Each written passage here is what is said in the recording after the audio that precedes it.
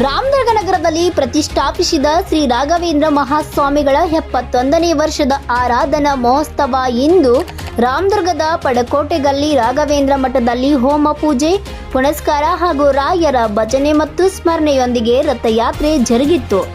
ಇದೇ ವೇಳೆ ರಾಮದುರ್ಗ ಪಟ್ಟಣದ ಎಲ್ಲ ಗಣ್ಯರು, ಹಿರಿಯರು, ಮಹಿಳೆಯರು, ಎಲ್ಲ ರಾಯರ ಭಕ್ತರು ಪಾಲ್ಗೊಂಡು ಭಕ್ತಿಗೆ ಪಾತ್ರರಾದರು.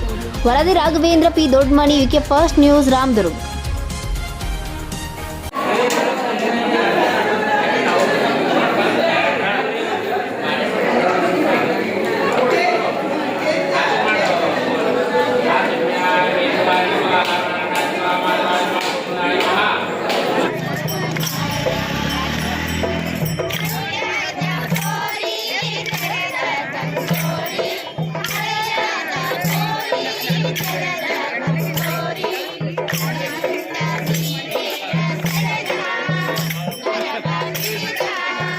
Para